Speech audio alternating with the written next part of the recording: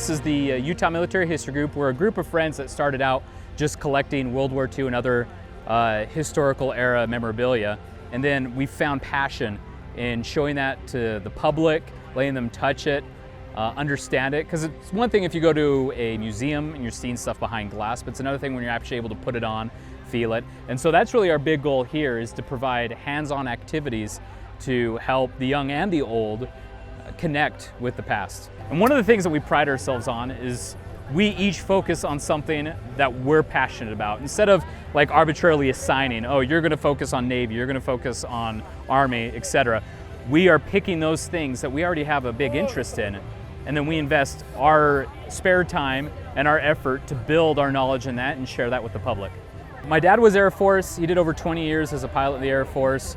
And I remember a defining moment in my life is I was 5 years old and he puts in the movie The Memphis Belle with Matthew Modine. And I remember watching that, and that sparked three passions for me: filmmaking, military history, and aviation. I chose one as a career, the other two as hobbies. So we have a display here showing people of all ages what it was like to be a gunner in the Second World War aboard B-17 aircraft. What we try to do is to adhere to standard firearm safety practices. We don't want them to touch the weapon until it's ready, not to point anything they don't intend to shoot. We're hoping they can take away little nuggets of general safety, as well as understanding what it was like to be, to a certain degree, a gunner in the Second World War, where they would sit, some of the skills that they would have to know, like aiming, leading a target, stuff like that. So here we just kind of have a couple models here to show what kind of aircraft the waist gun would be in, but we also have some original artifacts like life jackets, different kinds of helmets with communication on there. Because being in an aircraft at 10,000, 20,000, 30,000 feet is going to be a lot different than a soldier on the ground, where you can talk face to face on the ground. You don't have that luxury in an aircraft. So we have the opportunity to show the kids communications equipment, what happens if you get shot down, how a life preserver could save your life in the ocean, and stuff like that.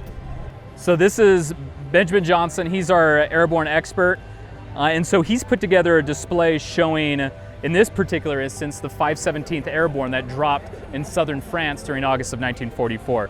And here he's showing what a trooper would have looked like with his gear, with his parachute, and a lot of the other odds and ends that they would have carried, like their web gear, their ammunition, what kind of rifles they would carry, what kind of knives, what other kinds of utilities they had, such as shovels and stuff like that.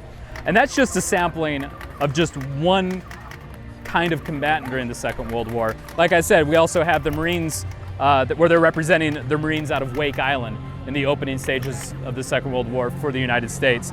And all kinds of original firearms that both the Japanese and the Marine Corps and some of the Army used during that period.